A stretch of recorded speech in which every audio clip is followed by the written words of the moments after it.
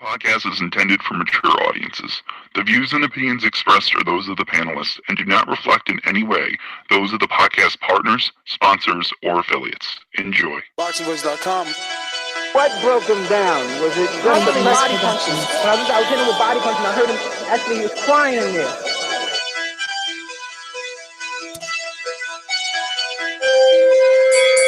You were saying that Gibbs was crying when you hit him? Yes. When did that happen? And perhaps the fourth round on. ThaBoxingVoice.com. So you knew you had him by that time. Absolutely, but I knew he was tough and taking those punches. Gennady Production.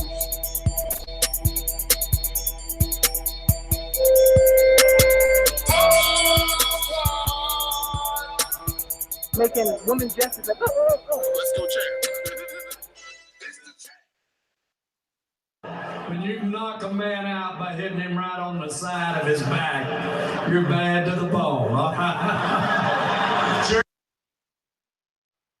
But, I want to fight the best. Danny Garcia and Sean Porter fighting each other. I definitely want to make that a unified fight and we fight each other. We both got the same management. We both fight on Showtime. Why not? Why not make it happen? This year? I think they fighting in September, so probably not going to happen this year. But next year, I definitely want that fight, whenever it's available. Welcome back, ladies and gentlemen. We're here to talk the star in the making. A lot of debate, a lot of chatter. I played that post-fight interview because most were not happy. They were not happy that he didn't call out Terrence Crawford's name. I'm just not sure that I am on that side of the fence with them. I think that called out the more established names, the names that mean more to the casual fan. I remember talking to Keith Thurman and him saying that after the Danny fight, his popularity had spiked. I'm your host, Nestor Gibbs. Find me on Instagram and Twitter at NestGTO, hashtag TBV Podcast. We are back. It is flagship Sunday, Crow Day. But really, who's going to be eating any crow around here with that performance that Errol Spence Jr. put down? Hashtag man down. Shitload of topics to talk about. Triple G, Canelo, more saga. Even though that fight is done, we still got bad news to report. Shout out to Eddie living up to Matt's, coined slogan that he is the best promoter, firing back at Tom Lawfer on social media. We'll give you all the details, so stick around. We're going to be talking heavyweights again. They're back in action. This time around, it was Joyce after stopping Lenroy Thomas in the second round. As you all know, we kind of were beating the drum for good old Lenroy around here, especially after he got with Ken Porter, being as though he was a Keith Thurman stablemate. Well, after that, Joyce went on to do some stuff on Friday Night Showbox or something like that. And Matt will give you all the details on that. And then we got, who do we got? Oh, yeah, Josh Kelly. So this is the one that fought Carlos Molina, according to the telecast that I watched. So, and he does look familiar. He did look good. I'll give you my thoughts a little later. Definitely was worth the watch, though. I was not upset. Like, he makes for good boxing television. But let's head on out to the rest of the co-hosts here. Get this thing started. ThaBoxingVoice Production. This is a beautiful performance against a very tough guy in Michael Johnson. How do you feel about it? Fuck that. Conor McGregor. ThaBoxingVoice.com. You know me, Larry. From a wicked entrance, from a flip over the rock into a knockout now. The main thing is, I just hope the guy, I wish. ThaBoxingVoice.com. Yes. Hipsters here. Haters beware. And, for any Errol Spence fans out there, I'm just going to say this. I want smoke. Yeah, I want that smoke. Call in 1-425-569-5241 or at Nestor Gibbs on Skype. I want that smoke. Apparently, Errol Spence doesn't want that smoke with Crawford. Crawford posted some of the laughing emojis on Twitter afterwards. I'm saying that the super fight of the welterweight division is going to happen. Even though Bob Arum is saying it's not going to happen soon, I think the fans are going to demand that it happens soon. So cannot wait to chop that one up with you and the panel.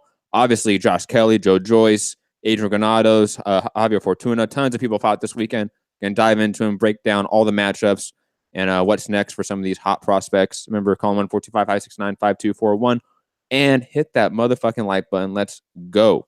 Gennady Golovkin Productions. BJ was gonna beat me, didn't ya? You predict he's gonna beat me. He got BoxingVoice.com. Why isn't Wilder sold out 90,000? This guy has been pro for like 8 years, 9 years. If Wilder wants some of his work, you can definitely get it on ASAP. BoxingVoice.com. Yeah, welcome back, everybody. So, Errol Spence with the first round KO. I think Ocampo turned up and showed us what he really was, the bum that we probably thought he was going to be. Is Errol Spence going to knock out one of the other top welterweights with a first round body punch? Unlikely. So let's take this for what it is. Josh Kelly and Lewis Ritson in the UK turned up electric atmosphere in Newcastle over here. But yeah, plenty more to talk about. Let's chop it up and talk about it. Nestor Gibbs. Let's talk about Spence, right? Like you said, hey, is he going to knock out any other top tier opponents, elite opponents with a body shot? Or in the first round. Not necessarily body shot, but in the first round that easy. And you know what? You have all the right to question that because, I mean, Jarrett Hurd just said that about Jermell Charlo. Like, put somebody decent in front of him and the knockout streak ends. Will that be the case for Errol Spence? I mean, we'll see. He did what he had to do. We didn't know Ocampos, and honestly, I know some are let down that it only went around, but you give a guy that no one is giving. I mean, he was 100-1. If he gets past the first round, it's probably bad for Earl. But he did what he had to do. We did an episode that they said he sold 15,000 tickets. Then yesterday there was an announcement it was 14,200 tickets sold. And then they resent an email to me saying that the official attendance was 12,600, which is sold out, whatever that means. Because Friday we had news it was 15,000 to be sold out. So, but the email is official, and they are saying it was a sellout. I mean, it looked like a blanket of people out there cheering for Errol Spence, and this is not. Well, it is his home, right? Because you're never going to find an arena in DeSoto. But I mean, he really did what he had to do. A lot of people came out to show love. He even held an after party, bro. Yes. From 2 a.m. to fucking 5 a.m. So no jokes from the young Errol Spence. Now, let's just talk about this Crawford thing. I want to get your guys' takes, obviously, on that. Matt, I'll start with you because you said it a certain way, and I don't know what you mean or what you thought or what does even Crawford think? Like, how does that or those faces tie to Errol Spence? Like, you know, Earl, I guess Earl wasn't direct. Earl used an emoji as well, and Crawford is, you know, obviously countering with an emoji. But I think that Earl's emoji was a lot clearer. It's more like I'm watching you. You know what I'm saying? Now, what's Crawford? What do you think Crawford is? Decipher that for me. You know shout out ACFG. You know that meme of like Swaggy P with like the look like what the fuck? You know that classic meme of the basketball player, you know what I'm talking about? With the question marks next to his head.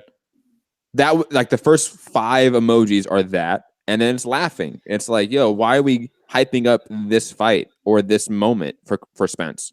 Like, I had people in our group chat, like Anthony from Cincinnati, saying, "Oh, a star was born tonight." Really?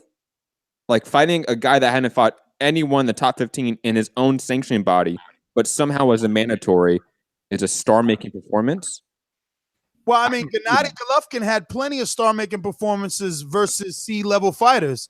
Curtis Stevens, for one. No, don't stop. You're comparing Curtis Stevens to Carlos Ocampo. Carlos Ocampo not only beat anyone in the top 15, He didn't beat anyone in the top 15 of his own sanctioning body. No one. There's no one in the IBF that's ranked that he has beat. Curtis Stevens has beat people that are ranked in his sanctioning bodies. Let's not compare this. Carlos Ocampo is an unknown fighter that somehow is elevated to a C-level fighter because he has an undefeated record in Mexico. Get the fuck out of here with that bullshit. Stop. Well, wait. I mean, because I don't know the way that, again, you are deciphering Terrence Crawford's emoji gives me the impression like somehow this is Earl's fault. This is Earl's mandatory. No. This is not Earl's fault. I don't blame Earl for this at all. And to your point, like you mentioned earlier, you touched on it very slightly. The first round knockout, people wanted to go longer. No, I wanted this. I wanted Spence to show that he was clearly levels above this guy, and he showed that. So I'm okay with that. But I'm still not going to hype up this moment for him. I'm not going to say this is close to a Lamont Peterson win or a Kell Brook victory. This is so many levels below that. It doesn't even belong in that conversation. Doggy is not supposed to be that. It's not so. This is Dominic Wade. People knew what they were getting with Dominic Wade. Why are we upset today? I think people were upset with Dominic Wade as well. I mean, I'm sorry that this is not a good opponent. And I'm not going to sit here and say that it's a star-making performance like other people have claimed. Like, it's not that. It clearly is not that. Yeah, like just a one body shot at the very end of the first round, and he wasn't going to get up the way he was on the floor like that. But like I brought up in the start of the show, I don't think you're going to get anything like that against a Danny Garcia or a Porter or anything like that. I guess the higher up you go, the tougher. I don't know that's. Lamont went 7 with him, right? Was it 7? I guarantee you, Ness, that if he faces anyone in the top 10, he does not get a first round knockout. Yeah, I mean, first round, that's different, but body shot. I mean, Thurman looks. We're not talking about a body shot. We're talking about a first round knockout. Knocking out people to the body means nothing in this sport. That happens all the time. The fact that he got a first round knockout, he remains to burn the motherfucker with a body shot. Okay, that to me is clearly due to the level of opponent. Just like Jamel Charlo icing Lubin in one round. Lubin hadn't fought anyone in the top 15 of his own sanctioned body. This is what happens when you put a prospect that's undefeated with 0 names in there with a fucking real one. I think that you are way overboard on Lubin. Lubin was ready. He got caught. Ready how? Who did he beat to be ready? No one. Eye test. Okay, dog. Come on. Oh, I mean. He hadn't beat anyone in his own sanctioned body. But it doesn't matter. It does matter. How do you become a mandatory? How do you become a mandatory if you do not beat anyone that's ranked? Because rankings are a check. That's how. Exactly. All right. So I'm not going to applaud that. Oh, he beat his mandatory. Way to go, Spence. No, fuck that. So don't applaud. But you're being hypocritical because then you're saying he didn't beat anyone in his sanctioning body, yet you don't want to applaud someone defending the mandatory in their sanctioning body. Why would I applaud a bullshit mandatory? But you're asking for a resume throughout the top 10 in the person's sanctioning body. You want to see I'm asking for a mandatory when he is being ranked a mandatory that he should have at least beat someone in the top 15 of your sanctioned body. All right, but that's my point. Why do you want him to beat someone in his top 15 if you don't care about the rankings? Right? You don't care about the rankings. No. Let me finish. You don't care about the rankings. We both understand that they're a check and that you can get ranked by paying. So why do you care if Ocampos fought someone or not? No. I move along the rankings regardless. Do I care about Ocampo and the rankings? No, I care about the dumb shits that listen to this show that applaud this win because he fought his mandatory. They use that line just like they use it for Triple G when that was bullshit too. It's all bullshit. Not all mandatories are created equal. Just like not all champions are created equal. This is boxing here, and Ocampo did not deserve to be there. And I care about the fans that are miseducated, that do not know. That's what I care about. That's why I'm so angry right now. I don't see miseducation here, nor do I see a coup, nor do I see some sort of bribery. Ocampos is not good enough to have bribed anyone to get ranked as a mandatory to receive a title shot. And how did he earn it? Excuse me? And how did he earn it? If you say he did not buy his way into that position, then he must have earned it. How did he earn it? by fighting names that we don't know that are ranked. No. They're not ranked. Ness, I looked at the rankings. I looked this up. He hasn't fought anyone that's been ranked in the IBF.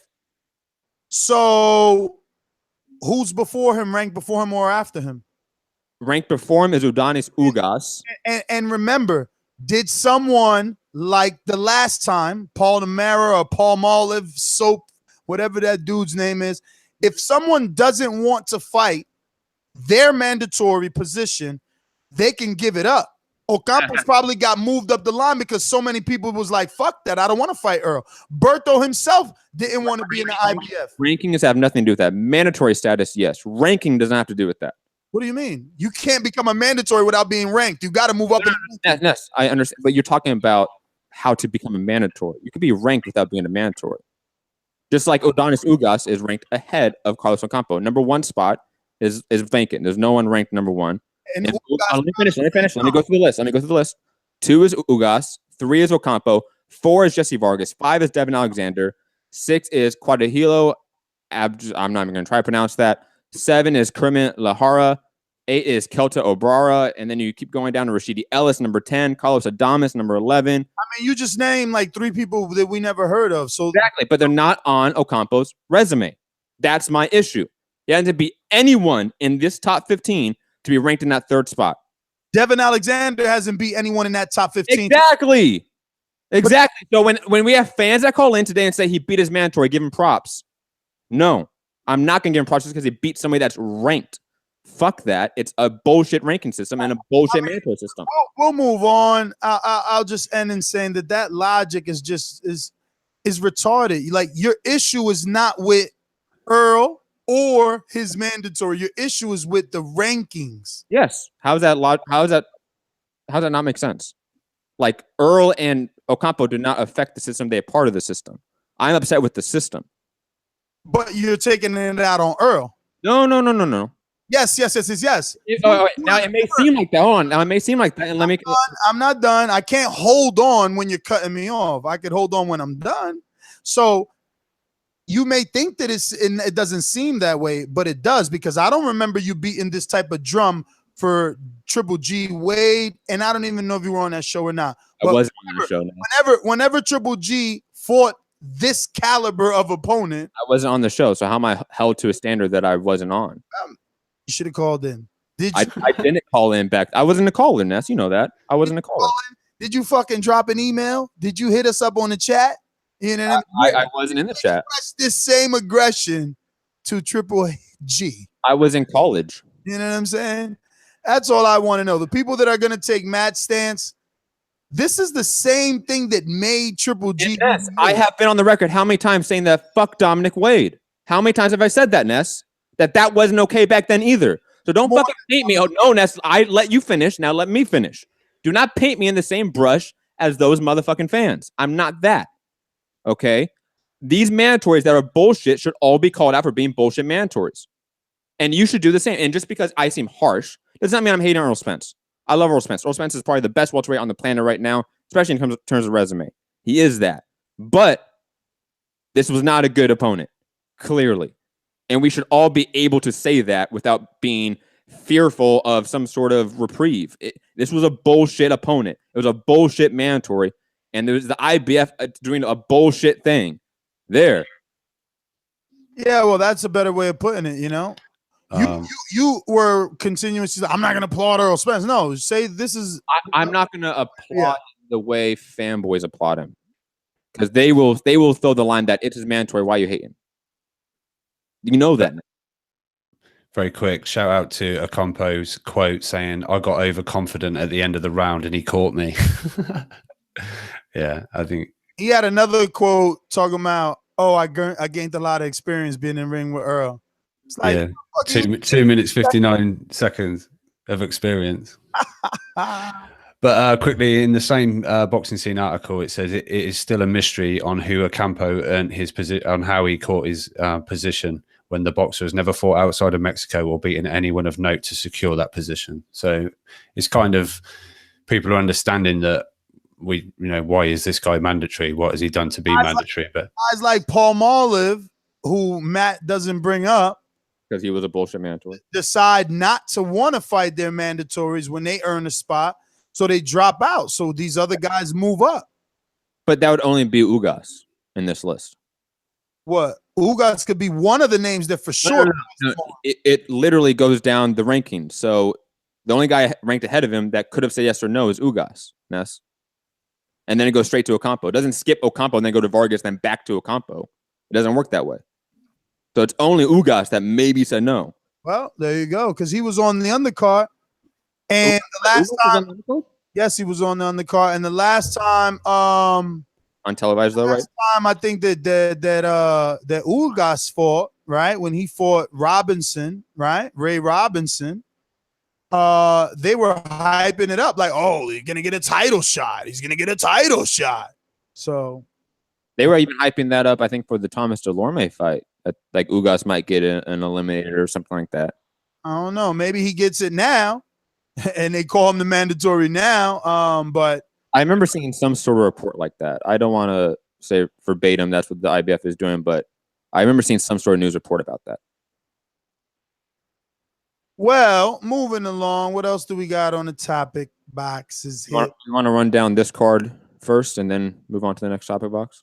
So like the Danny Roman fight or the Adrian Granados fight? Danny Roman put me to sleep. So blame it on him that you didn't get a live fight chat. Blame it on, listen, first of all, I'm glad you brought this shit up. See, because I wasn't, but I said today, I need to bring this up. These motherfuckers don't know how to do television production.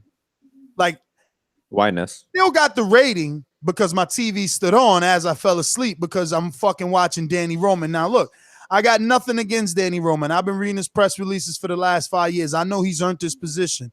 He's gotten here. He made it to TV. Him and his family and his fans were probably very happy.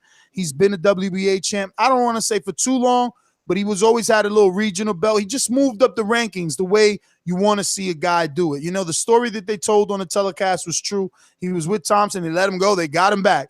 He's been doing good. You know, he's one of those guys, little engines that could. But that's not enough for me. And Chucky wasn't a good enough dance partner, especially off of like 4 Brazilian cabasas or however the fuck you call them drinks and trying to come back to that. It was like sleepy time, straight up sleepy time. It was 12 rounds of the same round over and over again. It was weak to me, bro. I truly fell asleep. And then, you know, you seen the time I woke up.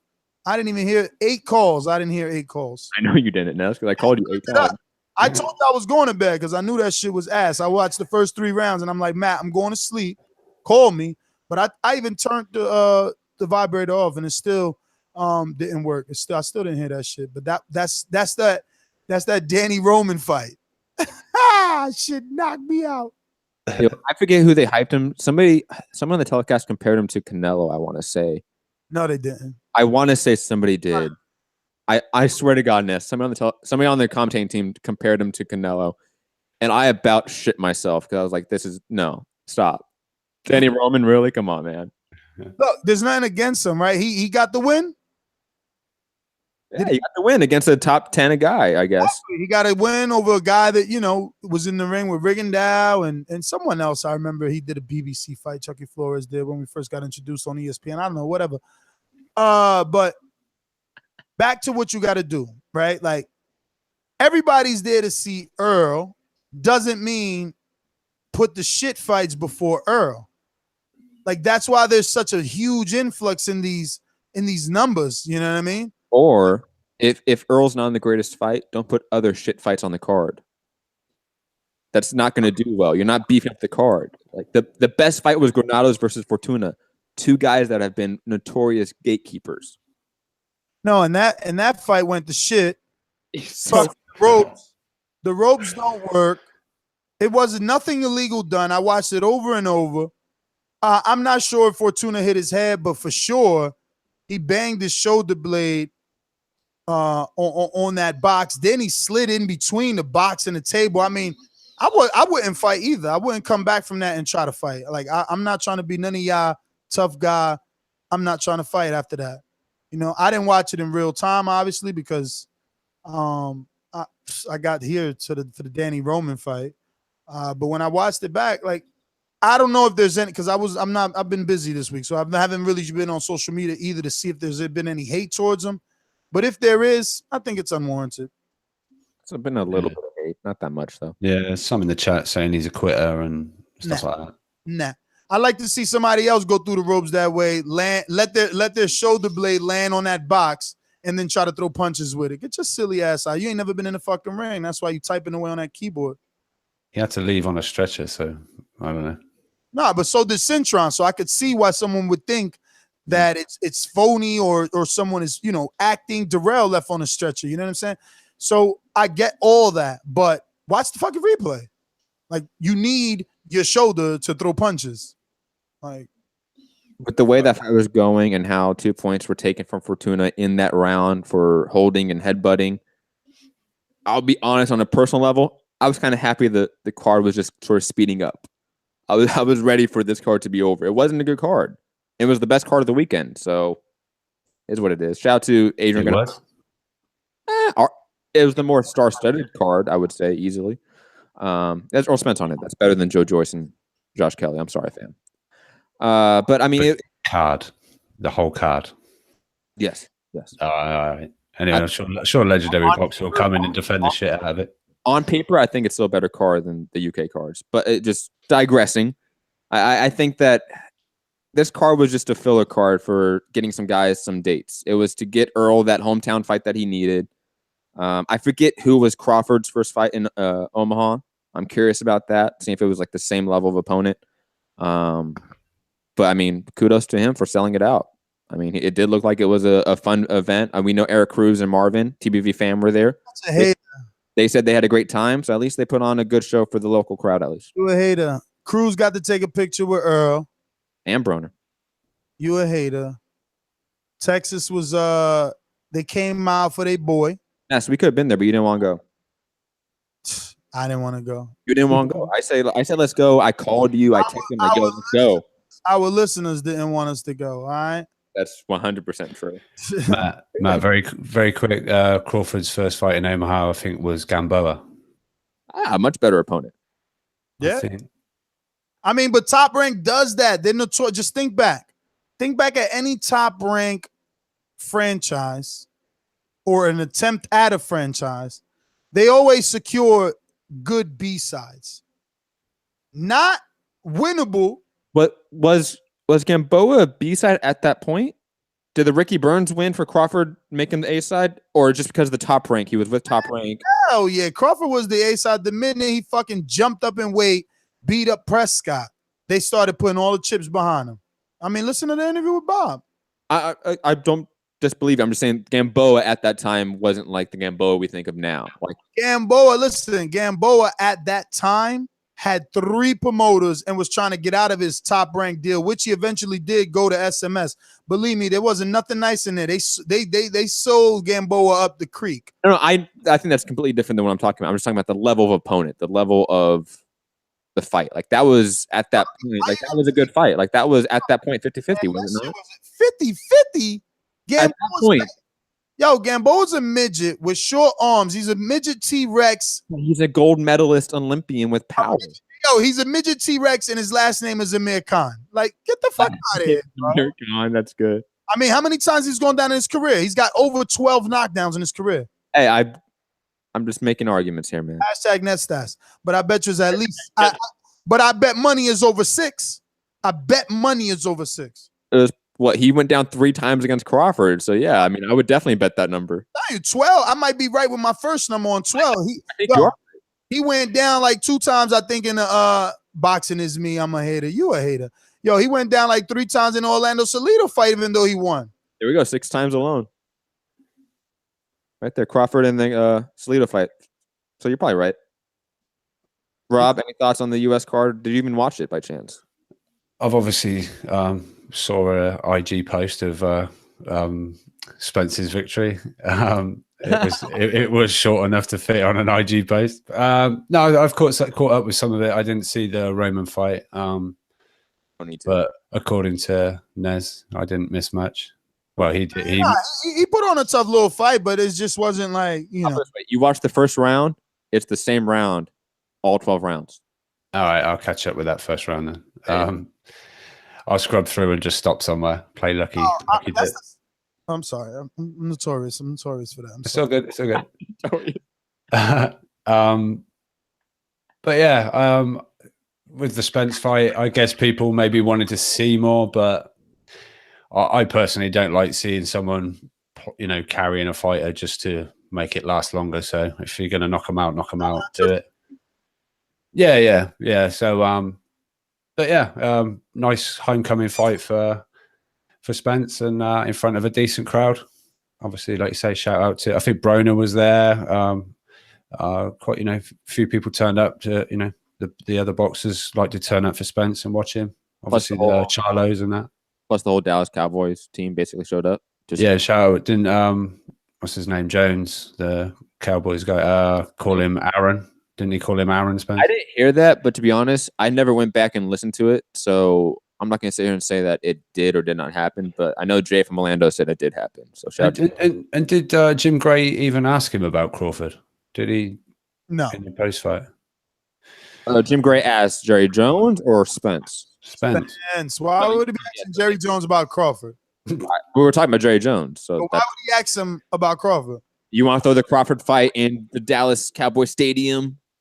I don't know. It's Jim Gray. Just let Jim Gray be a Hall of Famer. Gosh. Well, ask Hall of Fame questions then. Yeah.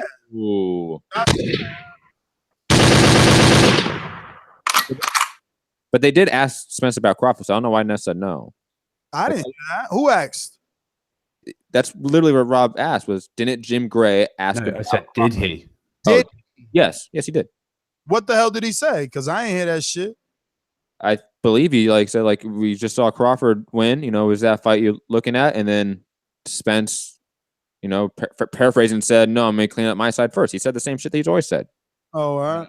Yeah, I believe so. I only listened to it once. A few in the chat are saying he did, but I must have seen a few posts saying they didn't even ask him about it. So I perhaps checked my sources. Oh, word. Oh, word. Yeah, word. I mean, Ness probably has the fight recorded. Oh wait, he slept through it. Gotta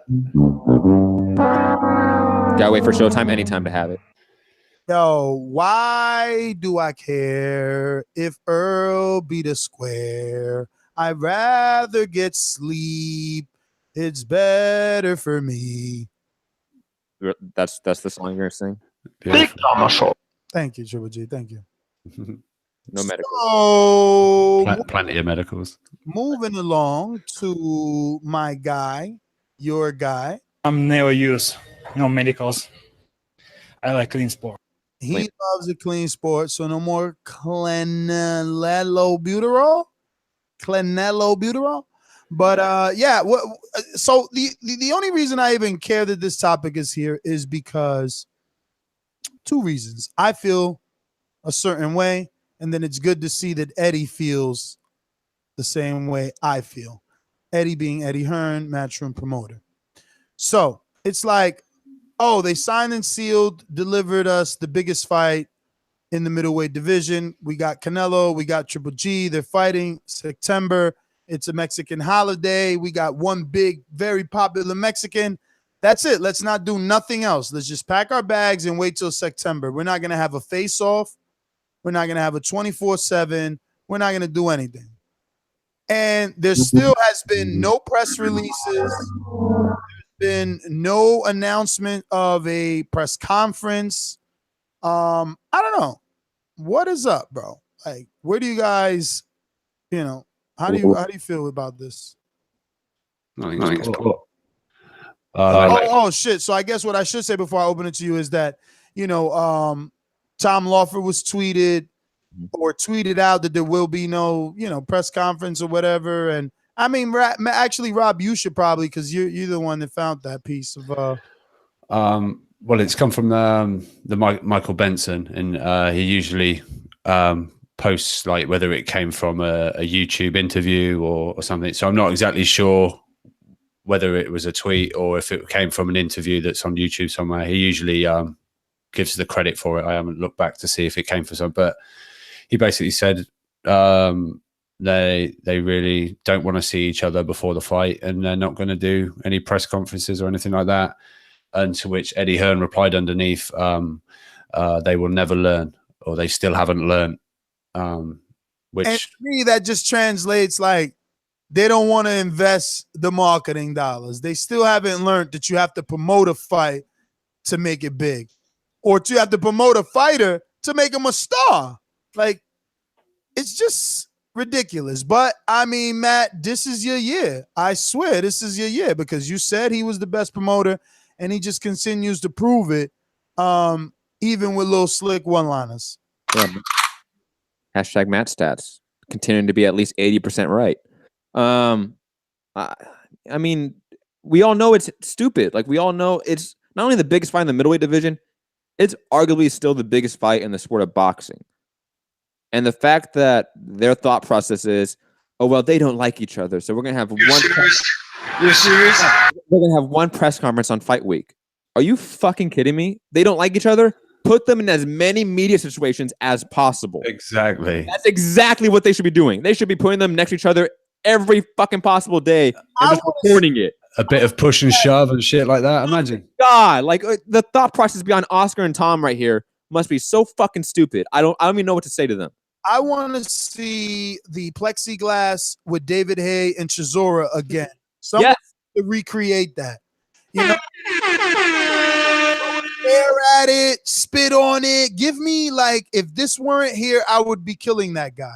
Did you see the video that WBC President Mauricio Suleiman posted on his Instagram about what is unacceptable at a press conference weigh-in? No way. What did he say, man? Please tell me. No. It was a video that he reposted of it probably was a UFC dude, because those guys are pigs. So, you know, he ran down on his opponent and just shoved him. I saw. Yeah. So you guys did see it. Yeah. I know the video you're talking about. I didn't know that Mauricio like retweeted it or whatever. No, he not acceptable. He reposted it. He said this is a perfect example of what's not allowed, and what should never be condoned, blah, blah, blah, blah. And the point is, dude, we need some of that for this fight. We need some of that. Matter of fact, this is a beautiful motherfucking segue, not only for the super chatters, but shout out to the super chatters and the commenters who brought this topic up. B. Paulie in the super chat, other commenters out there. You know, listen, this is the perfect segue. Dumbass Oscar and my good friend Tom, who I'm not gonna fucking name call just yet. Okay, Tom, get your shit together though, because KSI and fucking Logan Paul or Paul fucking weird ass Logan, okay, did a press conference yesterday, and in 24 hours they got over 5 million fucking views. Two nobody ass, never boxed before motherfuckers. And they peaked. Is being trained by fucking Jeff Mayweather, okay? And his publicist is now the same publicist as motherfucking Badu Jack. And the other, listen, both of these guys anyway, probably making that Canelo money on their YouTube, to be honest with you. You've got millions and millions and millions of views, okay?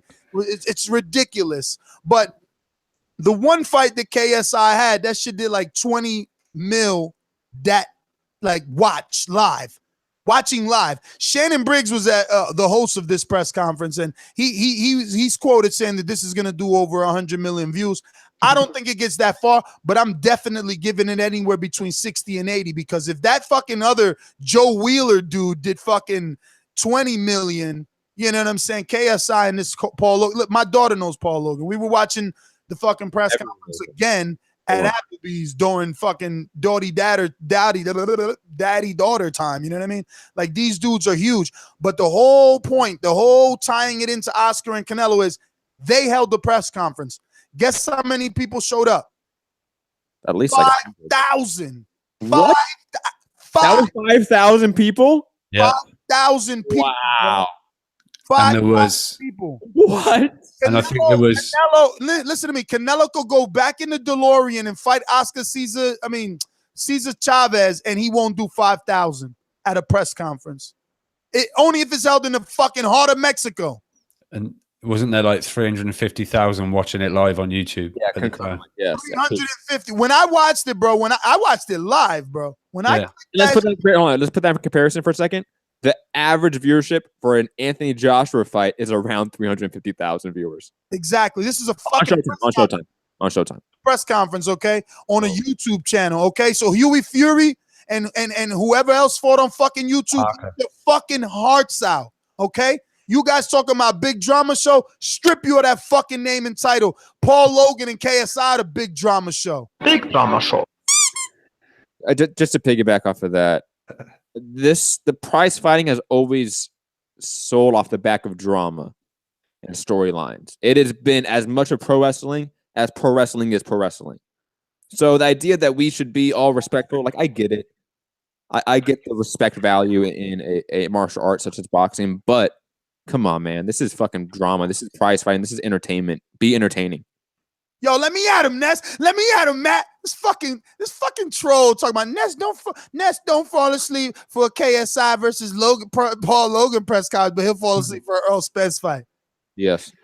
KSI and Paul Logan, okay, had more drama than an Errol Spence fight last night. Fuck the drama, because yes, they had more drama at their press conference with the pushing and shoving and Shannon Briggs being there, right? But just individually, right? Individually, just 1 year of their YouTube views still is maybe 100 times more popularity than Carlos Ocampo. So yes, I fell asleep for one guy who was fighting someone I don't even fucking know, and I didn't fall asleep for two guys who I do know putting on a show of 5,000 at a press conference, which is never heard of in boxing, and they're actually boxing, so I'm entitled to watch it. Dipshit. It's just, I would say this very quickly, Rob. If any promoter out there is not looking at this sort of spectacle that is the KSI boxing saga, you know, they are severely going to miss out on what the future is for boxing. Listen to me. It is sad that Eddie didn't hear that episode on his fucking treadmill. I told him after the KSI Joe Wheeler fight, I said he needed to get involved and promote this Paul Logan fight, because they could have easily put Anthony Joshua on the undercard, and the other 80 million that never seen Joshua will tune in. Not even the other fucking the other 89 million or 98 million that never seen Joshua would fucking see him. Like, someone needs to be on the undercard of this, like real fighters, because guess who's on the undercard? The one kid's brother. His name is like Jake Logan. It's Paul. Hold on. It's the last name is Paul, so it's Logan Paul and Jake Paul. All right, well, Jake, but that's the point. I should not, as an urban inner city motherfucker that's even going to, I shouldn't know Jake or Paul. Yeah, you shouldn't know any of them. But I do. And Oscar, fucking Eddie, fucking Bob, that is the power of YouTube. Okay? Smarten the motherfucker up. I'm just saying. And also, very quick, sorry, Rob, not to cut you off again, but I'll say this. All the people that saying like, oh, it's only little kids that watch these guys. That's the point. Like, I'm sorry that. Oh my God, I'm glad. Like, most boxing fans are over the age of 35. You're never gonna get to go, Rob, because as they hate on this more, I remember more information. I almost cried when I seen a super chat on that fucking press conference of 300 euros. So those little kids, like you say, they got bigger wallets than you fucking keyboard haters. Shut up. Shut up. You broke motherfuckers. They I seen $100 super chat at the same time as the $300 euro. And you know how many 10s and 20? Man, that fucking press conference raked in, so much guap. All I could think of is that Cardi B song. It was like, guap, guap, chicken, guap. I was like, damn, the super chat didn't stop. It was like a fucking rainbow. I thought I was watching a gay parade. It was a whole flag of different super chatters up there. I swear to God, it was crazy. It was insane. Poor Paulie. Paulie's the only one super chatter on. We will never mimic KSI's fucking YouTube channel. It would never be done. Listen, I'm going to reach out so bad to my contact with Badu Jack just so he could get me an interview with KSI in hopes that his subscribers spill over, because that's the only way. It's like, how the fuck are these 20 million watched his fight? I'm telling you, my bet is 60 to 80 that they watch Paul Logan, 60 to 80. Because Paul Logan has way more subscribers than KSI. KSI is nowhere near as popular as Paul Logan. Are you talking about Logan Paul? Yeah. Mr. Dyslexic. Are you talking about lifetime or like the 24 hours? Like what are we talking about here for the views? No. I don't even know what the Paul Wheeler or Wheeler, whatever, in KSI fight is at now. But when I was watching it, they did 20 in 24 hours. 20 million in 24 hours. They will do at least 80 million within 24 hours. This is going to be massive. This will be bigger than 99% of boxing fights. You know, let me tell Joshua, Anthony Joshua, and poor Deontay Wilder something. These motherfuckers have systematically put on a bigger fight than you guys. First of all, their fight is going to get watched by more people. They're probably, I ain't going to say they're going to get paid more than you because they're dealing with advertisement, different types of sponsorships, but they're definitely going to be seen by more people, and their fight already has a 2-fight contract signed, sealed, and delivered. B. Paul in the super chat saying TBV, KSI, Camp Life. I know. And guess where he's training at? Mayweather's gym. Let's go. I mean, I can drive to Vegas. We got to see him, but we ain't get to fucking, do anything with him. But at least we built a relationship with someone who could probably do something. I don't know. Maybe. But anyway, where we segueing into now? The to me. Hold on. Anything that Rob wants to say, because Rob hasn't made a point by the last 30 minutes. Yo, Vicky's over there like, you better say something, Rob. Right now, Rob. Just buddy in. Tell him to shut the fuck up. Don't let them talk over you. No, just back to the Canelo Triple G. I was gonna say, because these two guys haven't got spectacular English in any way, they've got to create a little bit of, I don't know, push and shove, some kind of drama, because I can't sit there and listen to Canelo speaking in his native language and he could be talking all kinds of shit talk, but I don't know what the fuck he's saying. Triple G's just gonna be like, yes, drama show, whatever, and all that. So a bit of drama, get these guys, like you say, plexiglass or something. I don't know. But just quickly on that, after Eddie tweeted, they don't learn, someone replied to him and said, when was the last time you did 1.5 million buys on HBO pay-per-view, sir? And Eddie Hearn replied, it didn't do that many. But in answer to your question, and then he kind of goes on about his own pay-per-view. Eddie always deflects. Always saying something didn't do, like, oh, they don't get paid that much. It's like, get the fuck out of here. Yet you can't sign a Heyman fighter. Oh, okay. I didn't know I was going to take it down that road. But anyway. I'm just saying, I'm just keeping it real. Just keeping it real. It's like he always saying that someone doesn't get paid as much as they say they get paid. And then, he makes offers where guys don't turn around and run to his money, which means they're getting paid more is all I'm saying. Shout out to the super chat. Go ahead. I know, I was to say, we just don't know yet. Wait for the first week in July, I mean. We'll find out if any PBC fighters have signed it. Al Heyman guys have signed over. Shout out to the super chat, Mike Gross saying 200 bronze, and Matt, shut the fuck up. I know it's copper. I don't know what you mean by that. I'm very confused by that statement. But shout out to you for paying to say it. Yeah, shout out to you at least. I don't know what you mean by that. Pay again and explain. For the I guess he's talking about Bronze Bomber's medal being bronze, but he knows it's copper. But we didn't even talk about the medal, or even like Wilder, I would say. And 200 bronze, I don't know. Yo, Mike, I'm concerned, man. You smoking some shit. Yeah, Mike from New York. Mike Gross might be the one from New York with the podcast. I'm not sure. No, that's not that Mike, I think. No? It's not Mike from New York, no. Well, Joe Joyce, who'd he fight? Some guy. Some plumber from Albania. Another late replacement. I think it was the day before the fight. This guy stepped in. Yo, looked like he got his check and got out of there. So, should we start believing that Joe Joyce is being ducked? Like, do we have to start making duck shows and see if he's gets a fight, or do we not believe it yet? Is it finances? Who's his backers? Yeah, David Hay and Ringstar. Richard Schaefer. Haymaker. Yeah, and why can't fucking David Hay? I mean, Richard Schaefer secure him like a Brian, not a Brian Jennings, but like you got Amir Mansour, you got Fred Casey, you got fucking Travis Kaufman. You got guys on that side that are on, on that flirting that level that, Joyce needs at this point in his career.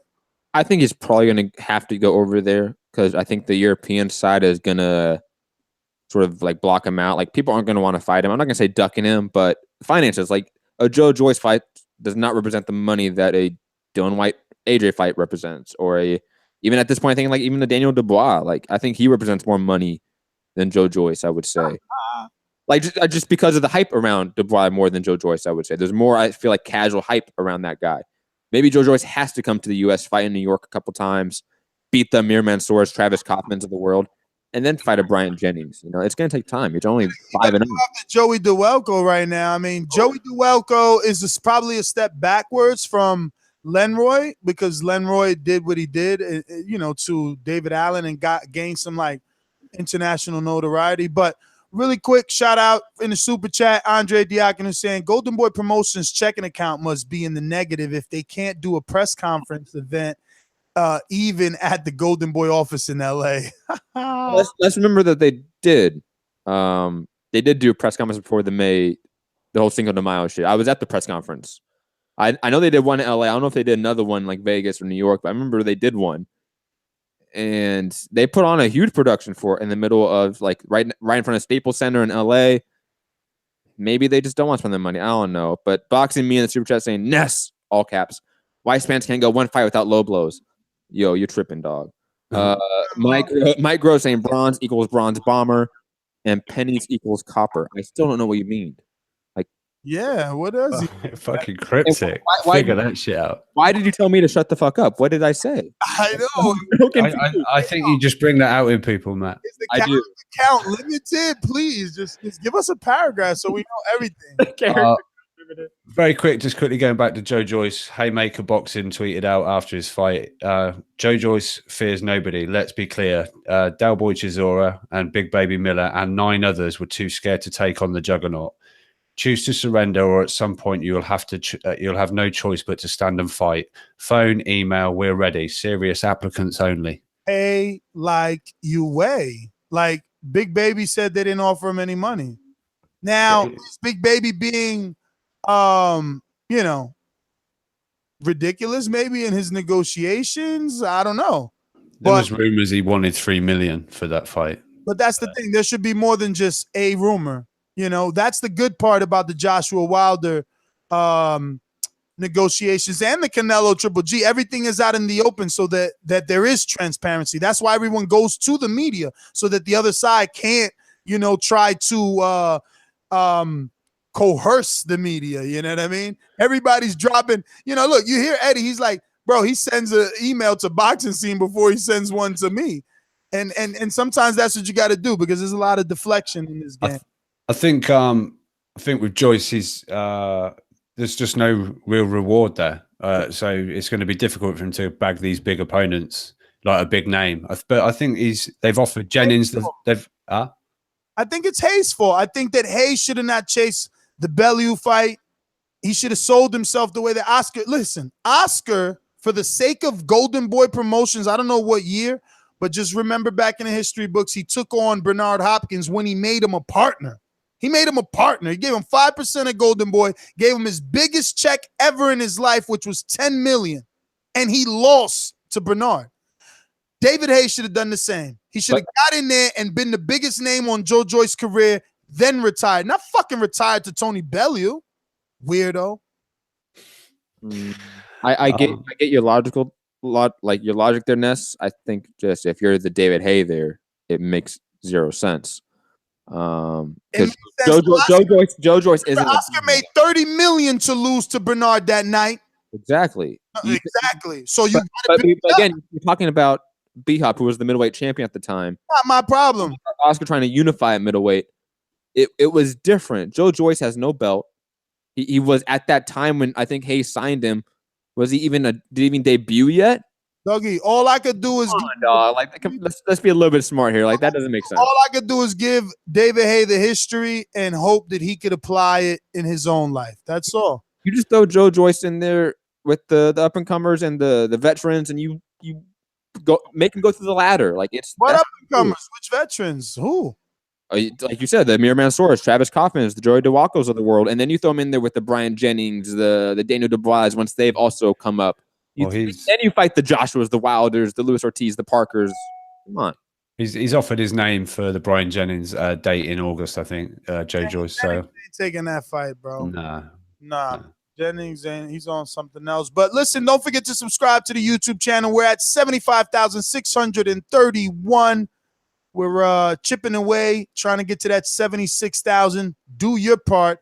Hit the subscribe button and the notification bell to get notified every time we do spontaneous shows. I know this is Sunday, our flagship day, but I just want to remind all you guys, last week, I probably did 4 out of 5 morning shows out of each day, 4 out of 5 weekdays. So don't forget to hit that subscribe button and that notification bell because we will be bringing you more morning shows. TBV in the morning with Ness. Matt is sleeping like a baby. He can't make it.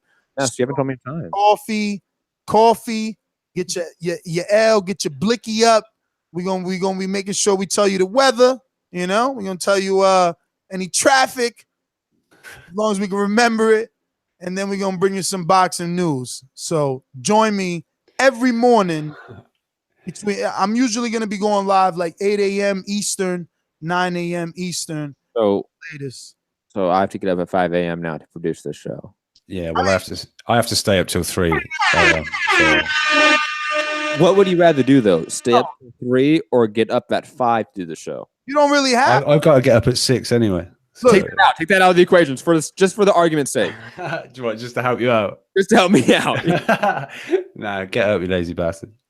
Look, you don't have to, and I say that with absolutely no sarcasm in my voice. There's nothing, I know I don't have to, but you never told me a time. There's nothing that I would want more than for all of us to be a part of it, because I know it'll just get the wheels going, and we would get we would get where we need to go. But I understand that we're all on different time zones.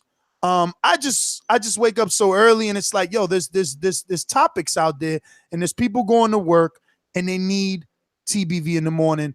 And I have that Caribbean blood. Work. You see me, I be work. Yo, us immigrants, we got ambition. Us immigrants, we got ambition. So, we will work to achieve our goals. Shout out to Nez when he texts me and say, Rob, what's the traffic like in Jersey at the moment? And I'll be like, how the fuck do I know? for the TBV traffic report. No, Rob, what's it like in Florida? You see Matt over there laughing at my soundbite. That's what I'm saying. Morning correspondence needed. I need that interim credit. Mike. I tell you, I think that is Mike from New York. Mike, email us or contact Matt or Rob on Instagram. What is your Instagram, Rob? UK Rob TBV. Or at Matt TBV on Instagram. Those are the guys to talk to. We definitely need interns. We need a WordPress guy. We need someone that's nasty on social media. We even need what would take us over the top? I'm telling you, I ain't even gonna say it out loud because then someone else will copy my idea. Quickly, Mike, definitely hit me up on IG at Matt Hunter TBV. Just DM me and I'll work it out. We can get it figured out. Dark Side 90 with the killer super chat. No words. Shout out to you. OMG. I am so excited. Thank you, my friend. That is going to get us at least 3 cups of coffee for myself, Matthew, and Rob. Let's slow it down just a bit. It is Father's Day, Happy Father's Day. Happy Father's Day, Matt. Happy Father's Day, Rob. Sorry. Yeah, we didn't even say that off the top, man. We started this all wrong, but that's exactly why I went into it.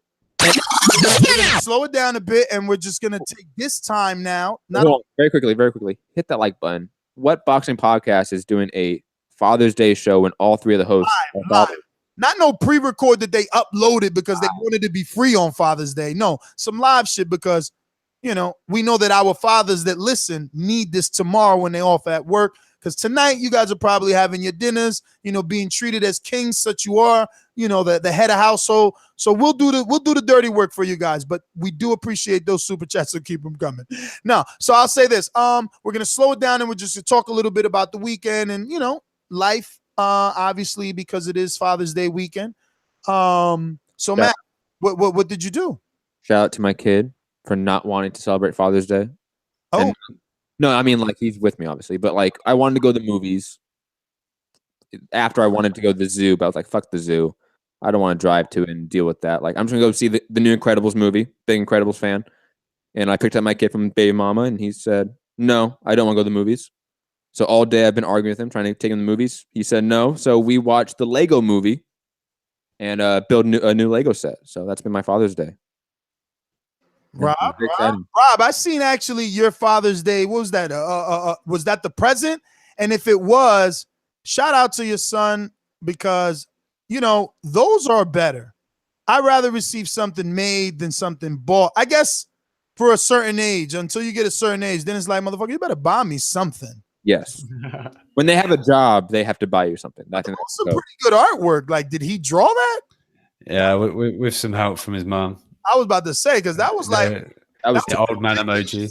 That was ridiculously close to how you look. Like, that was really good portrait. Oh yeah. Come on, it wasn't the. I've still got a little bit left in the middle. I know they did give you the drop top on the top. They didn't. They gave me the old man emoji. Yeah. Literally the old man emoji on your iPhone. It's literally that. It's definitely like tongue-in-cheek piss take, because it even had the boxing voice, and my kid's always like, he pretends he's holding the mobile phone and he's like, oh, look at me, I'm on the boxing voice. Oh yeah, the boxing voice. I love the boxing voice. And he just gives me shit all the time. But yeah, I got the killer full English fried breakfast. That looked good. That looked yeah, man. Yeah. So yeah, I've been treated well. Those dank eggs, man. Yeah, whatever the fuck that was. Dank. My girl was like, "What does he mean by dank? What the fuck is dank? Is he saying my eggs are shit?" I was like, "I'll find out," and then I found out that means it's good. I was like, "Okay." Damn. You got to be careful what you say on this show. Watching. So good. Yeah. And it was good. It was a good day. I hung out with my daughter. But I woke up, man, and I went to another mountain today. I normally go to like Garrett Mountain, and this time I went to, I think it's called South Mountain something reservation. Killer 4 miles in the trails, bro. It's nice and early. It's just really nice out there. You know what I mean? Peaceful. Got the beats going. Hella chickmunks for sure.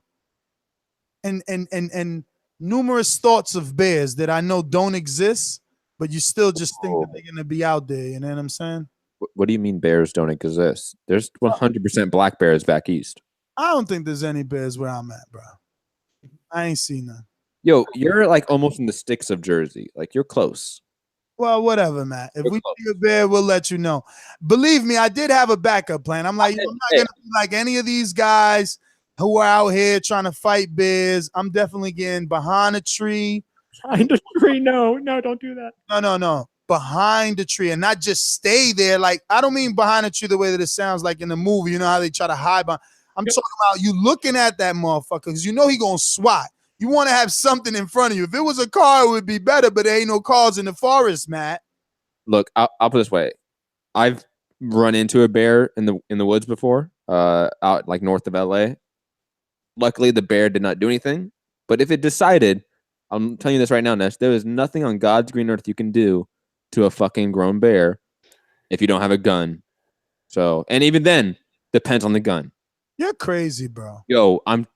I've seen enough videos. So Matt is the type that he's just gonna be like, "Oh God, I lived a great life," and just. No, like, would I run? Yeah, I would run, but the bear can run 50 miles per hour. You're getting 30 seconds into your run, and you're done. You're done, Poppy. You're out of here. That's the whole point, dog. You see how many trees in the fucking forest? You ain't gonna. No, Ness. The bear can jump over the trees. The bear can climb trees. The tree will not stop the bear. I get you. You're not using the tree like to fucking climb it. You're using the tree. I know. You're using it like a shield, like a tree shield. It's not going to work. It's not going to work. You can't get me. You can't. The bear's going to lean on the tree. He's going to claw at the tree. He's going to swat at the tree. You're going to be behind that bitch trying to get a couple breath. Then you're going to run to the next tree. No, when you run to the tree, you're fucked. Right there. Matt will die. Matt's gonna die without even. We're all gonna die unless you have a gun, Ness. Come on. All you That's right, Cooper. Hashtag Matt stats. The bear can jump over tree. The bear can, depending on that tree, a bear can jump over that motherfucker. Anyway, I've seen a bear. That bear I ran to in the woods. Yo, it did. Hold on, let me finish. It did a 20 vert fucking jump. 20 Oh my God! Somebody and it hopped into a tree limb. It hopped into a tree limb and started like eating bugs and shit. No. You can't fuck with bears. And then you're out. And then Matt pretended to be Mowgli and sang Bare Necessities with it. Yo, I fucking ran to the car so fast. I was done. Yeah, you stopped halfway and wheezed your way into I definitely wheezed my way to Yo, get this straight. People talking about bears will wait for you to die in the tree. Dog, ain't nobody climbing the tree. I'm just trying to bears can climb trees though. Bears can climb trees. If they can't jump over them, they can climb them. That's exactly why you don't climb the tree. They climb better than us. Their fucking claws are insane. I'm gonna let you know this right now. They run better than you too. All right, but that's why you keep stopping behind fucking trees, dog. Peekaboo. Yo, you gotta juke him. You gotta juke him, bro. You're gonna do this move. Yo, I'm gonna do this. Head movement. Yo, it's not two-hand touch football, dog. You can't do this. Yo, let me just tell everybody that means head movement. Head move. That's the trainer of Vanessa Martirosyan, who's also was the trainer of Ronda Rousey. And that soundbite from when she got knocked out by Holly Holm. Yeah, because someone was like, yo, what's that soundbite, guys? And it's like, what do you mean? What's that soundbite? I've still got an image of Nez going round and round a tree with a bear chasing him. And it's too funny, man. telling his daughter, just run. I'll keep him busy. I'll fight the bear off. I'm just going to give him juke moves. Hit him with the uppie. Hit him with the uppie. Let's go, champ. Let's go, champ. I'm Young Ali. Not you, bear. Oh, man.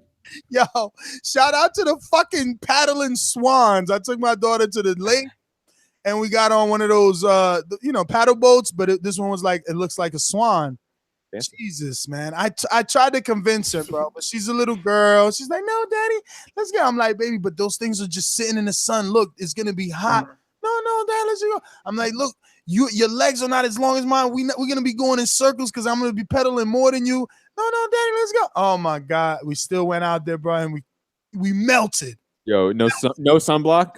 Sunblock? Bro, did you see the sweat on that IG post? Dude, it was like the faucet was on. It was crazy. Shit you do for your loves, man. Crazy. What we got? Let's move on. I don't want to move on. Fuck the numbers dropping off. It's Father's Day. Yeah. Fucking Father's Day, but I am done with my story, so whatever. Just salute to all the fathers in the TBV family. Yes. Since we are still a majority, a male show, our listeners are a majority male. Shout out to the 47% though. That's right. 47%. On YouTube, the YouTube audience is slowly but surely becoming more female. I mean, the more popular we get, the more women are going to find us. It's just harder for women to find us than men. This is a men niche. Yes. So we talked about Joyce, and then this small guy is Josh Kelly. I like the guy. I don't know who this guy was fighting. They were acting as if this was supposed to be a durable fighter, and this is like a belt holder. I guess he has some sort of regional belt or something. Yeah, the Commonwealth. Commonwealth. Okay. So they were acting as if this was as big or bigger than the Carlos Molina, but to me it wasn't. So I was a bit deflated. But it was good to see that Josh Kelly, because this Kelly that fought yesterday wasn't the same Kelly that fought Molina. Like, this Kelly was obviously more confident, so he showboated more and he looked prettier. And he just reminds me, because he's from the UK, I guess I'm going to say Kawasaki, right? It's like, I know that he likes to mimic and think of Roy and all these other type of guys, but I mean, being as though where he comes from, he reminds me of Kawasaki, the way that he fights with his hands down and his cockiness. But I like him. And he's fucking moving, up these ranks. He's not playing. Adam Booth is not playing. I like what they're doing with him. This is what Joyce needs to do. Instead of just, calling out all the big names, fight some of these other names that we do know. I mean, he did that with Lenroy, but he needs to get his hands on another Lenroy type of guy. And Kelly as well. Like, I want to see him With who? Who should we see him? Should he? Is it too soon for Felix Diaz? Well, Well, no, he's at 47, right? He's at 47. I mean, they arguably could bring up Felix Diaz to 147. Yeah, no, but I won't give him the same credit. But I know they talked about Victor Ortiz and Brandon Rios. And Brandon Rios. They talked about Brandon Rios. Oh, Rios, he would do Rios dirty. He would outclass Rios. But let's be honest, though. Let's be honest, and I'm being that. Bro, Rios gave a little work to Garcia. Does Kelly have the power of Garcia that he could one punch Rios? Because Rios is on you all night. But Kelly's so much of a better mover than Danny Garcia. Like, even though Kelly's much younger, obviously, he's naturally a mover. Yeah, but you seen his hands down yesterday, bro. He was getting punched in the face by this dude I never heard of with right hands all day. Brandon Rios would be all day. Oh, I don't know about that. That's hyperbolic. When he was backing out, every time he would back out, he would get caught with something or deflect something. He would have to deflect something. Like, I don't know. I think Rios' pressure would be a lot better.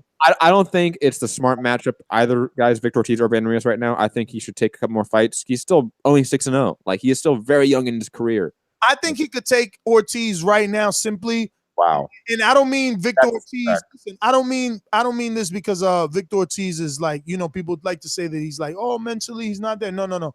I mean because Victor runs out of ideas.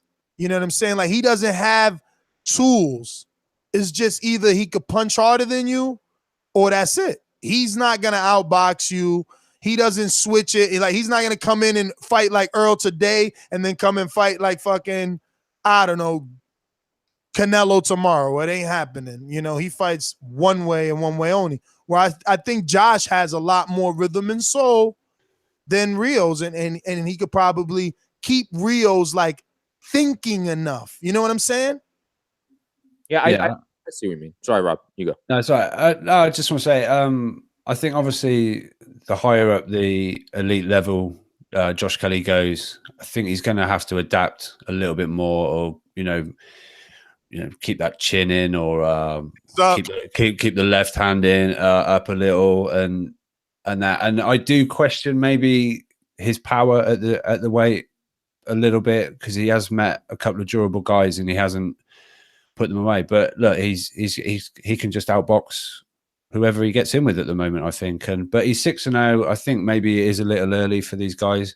But shout out, he was top of the bill in his hometown. I think the arena was sold out 8,000 or something like that. Electric atmosphere. And I just want to bring up also on the card, Lewis Ritson. He looks really exciting for us guys over here. What weight is he? I mean, you want to give us some back info? Lightweight. He's just defended the lightweight title 3 times, so therefore he wins the British title outright. He fought Paul Highland Jr., one of the Highland brothers. And he was undefeated, and he knocked him out in the first round, knocked him down 3 times. But he looks super exciting. I don't like to say, definite future world champion, but he's just real exciting. How far he can go. Obviously, it's pretty stacked division at the top end. Like, Ness, for you, since you don't know the guy, imagine like if Sam Eggington had like knockout power. Like, imagine if Sam Eggington had some knockout power. That's Lewis Ritson. He just wants to stand it off and trade. He's an exciting fighter, but he also has that knockout power while he throws hand and throws volume. Definitely an exciting guy to watch. I don't think it's as high of a ceiling as Kelly. I think Kelly at worst is going to have a Chris Algieri career. I think at worst he's going to have that sort of career. Very quickly, this Ritson, Eddie named as well as naming Ortiz, Brandon Rios for Kelly. He's mentioned the names Darlis Perez and Ismael Barroso for Ritson for his next fight. So Eddie is the king of recycling opponents, bro. Mm-hmm. That's how he keeps you relevant, because he just keep you fighting. I in the chat, a couple of people are saying Jesse Vargas, Josh Kelly. I think that's way too soon, Jesse. But what I did see was Mike Alvarado. Yes. Mike Alvarado, PBK. But he might hurt Alvarado. I think Alvarado at this time is like, he might need to retire. That's what you mean. But I heard he's still fighting, so I don't know. Hopefully he looks better. But he was looking punch drunk. Very quick, Jesse Vargas is over in London at the moment. I don't know, obviously, the reason why he would be over in London, but just the zone. I didn't say that. You did. I'm just bringing it out. He just signed a Heyman deal. Heyman could be sending him over there. You never know. Possibly, yeah. I just saw that he was on his way over. We're going to get out to these callers on this Father's Day Sunday. One last fight I want to bring up, or a couple fights. Michael Venom Page, former kickboxing champion, current undefeated MMA contender in Bellator. Who the fuck is that guy? Also now, also 2-0 in boxing, following the Joe Joyce card, got a second round knockout. I mean, he is the reincarnation of Emmanuel Augustus, Prince Nassim, those types of guys that are just exciting. I know you hate him, but you would like Michael Venom Page. Absolutely. He has knockout power. He has style. He has swag. You would absolutely adore that motherfucker. And I'm using the word specifically. Shout out to all those sound bites just being in the right place at the right time. Amazing sound bites. And also Angel Acosta. I forget what division he is, that he's a champion. I think like 118, 122. He fought this weekend as well. I didn't see the fight, but just wanted to at least get I never heard of you. I murder you. The only Acosta I know is Miguel. He's been Tito Acosta. Have you heard that? Like Angel Tito Acosta. I think he's Puerto Rican. I could be wrong about that. Sorry. I think Doomy's a big fan of him. Shout out to Doomy and Enrique, always missing the boat. Call in number 1-425-569-5241. Add Nestor Gibbs on Skype. That's NESTORGIBBS. These calls are brought to you by El Camino Electrical Services, experts in electric vehicle charging stations. For consultations and turnkey installation, visit us at elcaminoelectricalservices.com. Going out to Ron, the mastermind. Ron, talk to us. Yo, what's up? Happy Father's Day, y'all. Just want to say that. So I had like a whole bunch of stuff I'm going to spit real fast about all the topics you said. So the Uga situation, I believe he wasn't ranked number 2 prior to the Ocampo fight being made. So that's how that happened, as well as Ocampo was an eliminator, and that guy pulled out. And so that was all into like November before the Lamont Peterson fight. So that's pretty much how that came about. The Canelo and Triple G, yeah, they do need to do a press conference, because I feel like all this stuff did hurt it as well. So to get the people who probably don't want to watch it, because that KS1 and also remember Logan Paul had that stream going at the same time. So all those super chats and stuff was going on at the same time. I think Joyce should probably fight like a Lucas Brown or like a shared opponent, kind of like how Nestor, you were talking about how Oscar was fighting his opponents and also signing them, like how David Haysher did it, because he did it with Sugar Shane Mosley as well. Or just share like a like opponent, because those people will assess where Joyce would be at. And then I also agree with Nuss, the Josh Kelly check hooks, he was getting hit. So when he does move up in competition, I don't think he'll be able to do that. And Lewis Ritson was a good fight. It was very exciting. So I talked to Rob a little bit about that. And last but not least, I wrote a whole bunch of notes. Crawford was like a negative 166 for like that Gamboa fight. So it was actually a lot closer. It was a good fight. It was a good win for Crawford. I'm not going to downplay that fight. But that's about it. You guys take care. Happy Father's Day. Thank you, Ron. Thank you, as always, hanging out here with us, even on Father's Day. Shout out to all our fathers. We're going out to New Jersey. Jersey's own King. Just like the king is what I mean. The king is what I mean. My man, get a cup and put some change inside your hand. Now hold up. Let's make this official. Everybody let's agree that.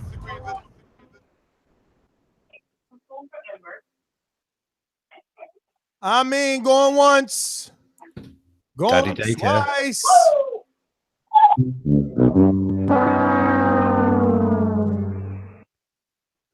We going to J. Will in Ohio. If you know like I know, you should lie low. Killer, I used to get it in Ohio. What's up, fellas, man? You know, man down season, man. You know, I'm here to talk that shit for 3 minutes, man. So just let me do the best me right quick, man. Errol Spence, man, number 2 pound for pound, man. Flat out, man. I don't want to hear nobody say shit else, man. Danny Garcia got a reason why he doesn't want to fight him. Who's number one? Who's number one? And the crazy thing is, Terrence Crawford's number 1, but I don't think Terrence Crawford could beat Errol Spence. But until they fight, you got to respect what Terrence does, what Terrence has already done. But anyways, back to me talking my shit. Danny Garcia don't want to fight that motherfucker because Danny Garcia ain't knocking nobody out at 147 in the first round. He know he can't. So to go up against something like that, it's like they scared of getting hurt for real, man. So it's takeover season. I'm not gonna use the whole 3 minutes, man. It's not even needed, man. We out, man. J. Will, thanks for calling in, baby. JD, all the way in Texas. JD, motherfucker. There's a lot of things I like to move, so just try to get on my game on boxing. I don't know why they don't call me, but I'm a 54 pounder. But I have a brother that's at 160. What's going on, fellas? Real quick, I want to be real brief with this one. Yo, shout out to Spence. Yo, I called some months back. I don't know if you remember, but I was saying that these fighters, they need to start like cross promoting with other sports. And I think it actually worked. You know what I mean? Like just cross promoting with the Cowboys, and then all of a sudden you bring out 12, $12K plus. I mean, to me, that's just like marketing genius. Cross promote, why not? Still some of those Cowboy fans. Still some of the. I feel like all fighters need to steal from that blueprint. Like if you from a city, cross promote with the NBA team, cross promote with the football team. But as far as Crawford goes, I still got Crawford winning that fight. I got Crawford the best welterweight until proven otherwise, but I got to run. JD, I hope you listen to that new Nick Grant album that you put me on. Big Jones in Texas. Long time listener. What's going on, Big Jones? Nothing much. I was just calling because I was at the fight and it was packed. I think that Spence just showed that he's a star. And I just want to talk to Matt. I don't think you can say I agree with everything that you said about Ocampo and him not being rating him at all, and that this doesn't do anything for Spence in that respect. But I do think it makes him a star in the fact that, unlike Wilder, who I love, he showed that he's not going to chase anybody anymore, that he's a star in his own right, that he's not calling out guys anymore. He's making his own star. He's bringing out the whole city, Jerry Jones, Dak Prescott, Michael Crabtree. He's showing that, he's a star in his own right, and he's not going to be the chaser. He's going to be the chasee. And I think this was a star-making overall package, not maybe the fight, but the package. I get what you're saying. Like, I'm not going to disagree entirely because I do understand your point and your logic, but I'll say that just because you draw on your hometown, and Spence definitely showed that he can draw on his hometown, and the Dallas Cowboy affiliation does help, no doubt, but that doesn't make you a star. When I think of star, I do think superstar innately, and I think Spence has now shown that he's on the level of like a Triple G. Triple G can go sell out pretty much any arena he wants, but I want to say Triple G is a star. And I might be wrong on that, and people may disagree with me on that. So that's why I'm not going to argue with you that much, but just in my personal opinion, not a star yet. But I think that's the leverage of when you become a star, is that instead of waiting and, having to wait on other guys, you can just go and say, I can fight Campo, who nobody knows, and I can bring out this type of crowd, 13,000. That's one of the reasons why Anthony Joshua can still, for some reason, look at Deontay Wilder and pass up whatever offer, because at any moment, he can go to Cardiff or wherever and pack out a stadium. You know what I'm saying? There's leverage in that. I don't think Sean Porter can do what Errol Spence just did. And that's why Danny Garcia is the A side in that fight, because at any given time, Errol Spence now can say, hey, I'm gonna go back to Dallas and I'm gonna do this type of event, and it's only gonna get bigger. You know, it makes him a star at the negotiating table. Everybody knows what he can do inside that ring. They know he's a killer. They know he wants smoke. But there's guys like Rigondeaux who we knew what he can do in the ring, but he didn't have that type of leverage. There's a bunch of guys like that. So I think this was a very important step for him.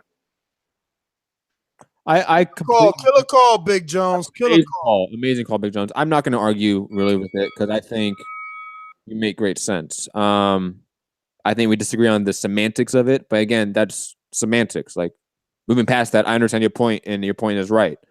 And you said you understand my point, you know, and what I was trying to say. So I think we were pretty much not in agreement, but I see what you're saying. 412-992. 412-992. We're trying to get this to be our highest thumbs up show. Why? Because it's Father's Day. I mean, show that you at least want to hit the thumbs up because it's fucking Father's Day, you bunch of losers. 412-992.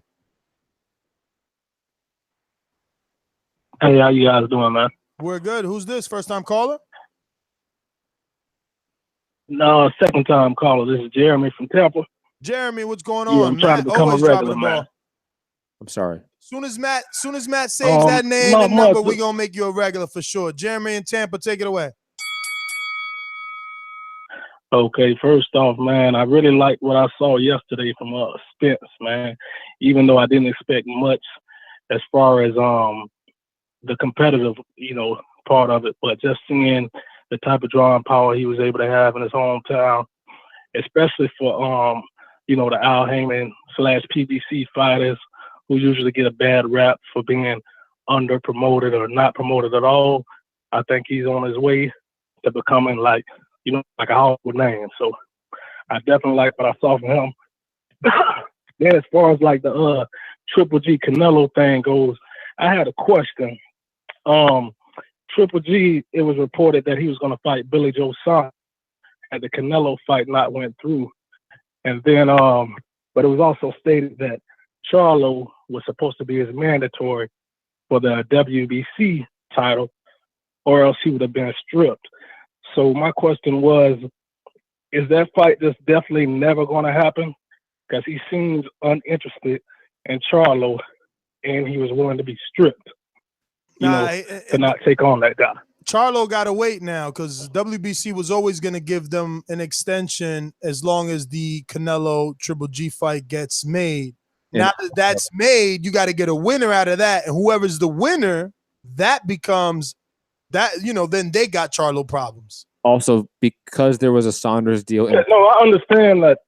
Because there was a Saunders deal in place, we don't know that the WBC was still going to strip Triple G if he took the Saunders fight.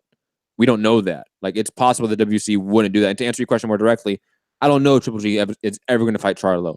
The timing may just not work out, especially that he may lose his next fight.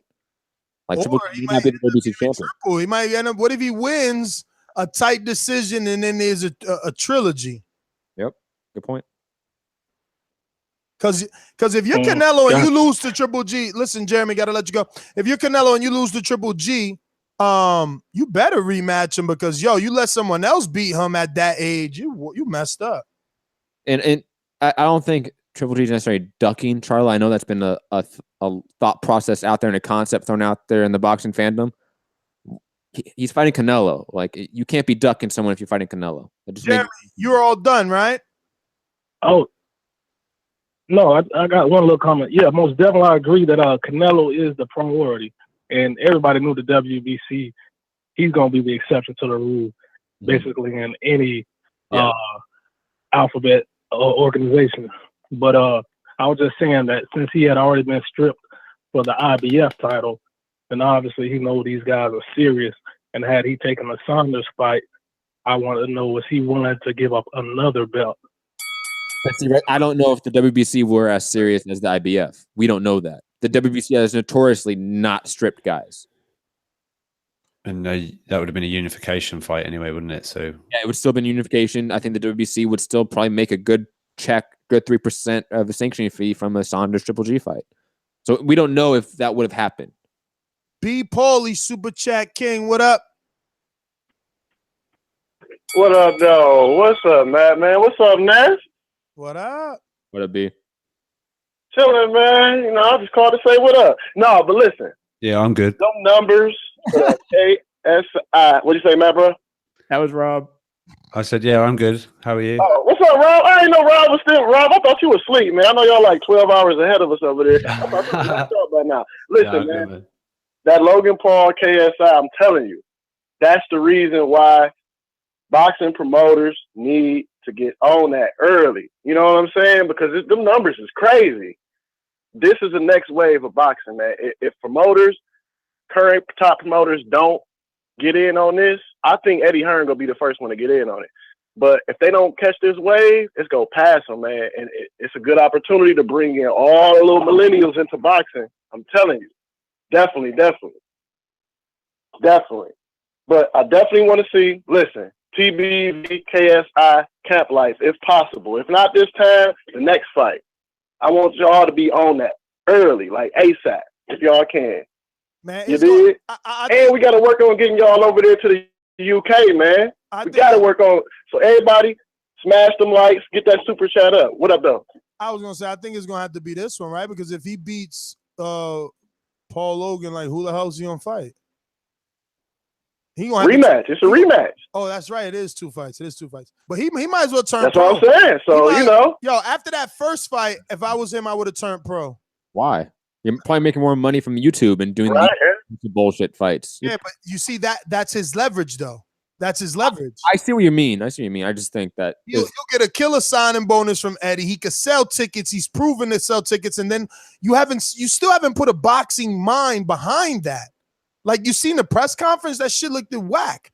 They didn't even have tables. It was ridiculous.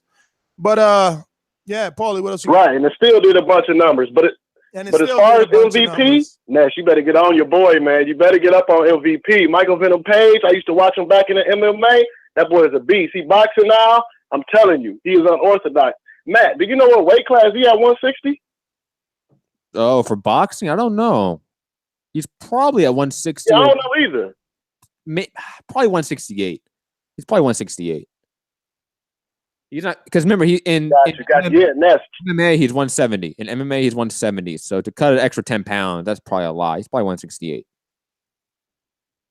Right. Well, check him out. I'm telling you, he's definitely exciting to watch. I don't know how far he's gonna go in the boxing, but his first 2 fights was amazing, man. That's my call though. TBV, y'all the man. Matt, you the man. Ness, you the man. Rob, you stay the man. Just stay woke, man. I thought you were asleep, man. Stay woke. All right, y'all. Super Chat champion. Thank you, B. Thank you. I'll say this. If you are a guy that's trying to be a star right now in boxing, like a Terrence Crawford, Errol Spence, Deontay Wilder, etc., go and train with KSI or Logan Paul for this build-up. Go spend a few days there in the gym with them. Partner. Yo, I'm to piggyback off what B is saying. If you are a fighter, piggyback off of this shit right now. This wave of people that are under the age of 18 talking about boxing. That's rarely happened ever in the sport. Yo, and he's fighting August 25th. Like that's like 3 days before the Mayweather-McGregor fight was last year. Mm-hmm. Chris Camillo, shout out with the super chat. Love. Happy Father's Day, gents. Appreciate the show. We appreciate you, Chris. We're going out to Edward in Alabama. Talk to me.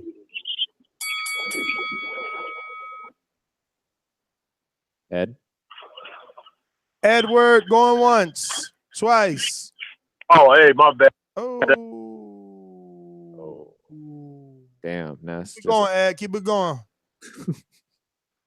Hey, no, what I was saying, you know, I really enjoyed the Spence fight. It was short. You know, he did what he needed to do. And maybe we can cut out this talk about Spence being a weight bully because he only hydrates up to about, I think it was like 156 last night. And the guy that called earlier talking about, you know, Spence doing his own thing, building his own, I mean, that's cool and all, which is perfect because Spence's competition at that weight ain't nobody really more of a standout star. I keep hearing about Danny Garcia, but he only did like 400,000 on his last show. So, I mean, it's not, he doesn't have to chase any of those avenues because none of them are much bigger than him.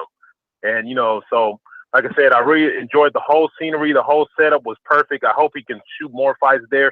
You know, I started to know, especially with Crawford, these hometown fights, man, I don't know, the energy is just better. I know the Barclays and New York and Las Vegas is cool and all, but these hometown fights, it's just I just think the fighters get into it more. The crowds are more into it. I think that's where boxing needs to build back up its fan base, man. Let's start at the grassroots. Let's get these guys going local. And then, you know, if we get mega fights that are big money, then let's go to these bigger cities. But tired of watching fights in the Barclay and stuff. It's kind of like the crowd is just, I don't know, they're kind of wish-washy. And, speaking on that real quick, man, California, y'all are garbage, man. Like, they're booing fights in the first 2 rounds, and it's just like, because I don't know. I seen that Charlo fight a few weeks ago, and they were booing, like, in the second round. It's like, you got to understand boxing and understand that guys fill each other out. It's not a slugfest. Guys ain't going to just come out, throw punches, and fight unintelligently. But that's my point, man. I appreciate you guys. Happy Father's Day, and y'all have a good night. Edward, man, you too. Likewise to you, to all our fathers. You have a good night yourself. Oh, in Long Island, talk to me.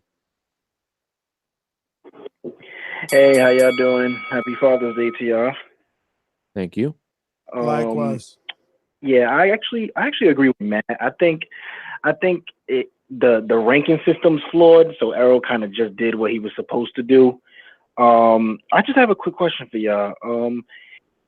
I mean, given that Sean and Danny are they fighting apparently in like the end of August, so that fight probably won't happen this year for Errol to get the winner. If Mikey were to beat Easter, would you want to see Mikey? Because No. I don't really know who else Errol could fight. No, I don't want to see that. Mikey just went back down. Mikey just went back down to 135, and now we're going to ask him to go up 12 pounds and fight Earl motherfucking Spence? No, that makes 0 sense. Who do you want to see Errol fight next? Earl can fight anyone in the top 10, and I'll be okay with it. Okay. And not his sanctioning top 10. Like I heard him say Jesse Vargas, but if Vargas had a close fight with Broner, I don't want to see that. It's still a more credible welterweight fight than Mikey Garcia. You think Vargas is better than Mikey? That's not what I'm saying. I'm saying it's a more credible welterweight fight than Mikey Garcia. Mike Garcia is not a welterweight. He's a lightweight. But I think Mikey would beat Jesse at welterweight. I don't know about that. We have to see Mikey first go to 147. He hasn't been at 147. We have people saying that Crawford had to beat Horn before we could say anything about Crawford, and Crawford has done way more at 140. Jesse fought what? Jesse and Broner was a catchweight, right? Or was that wasn't 140? Was it?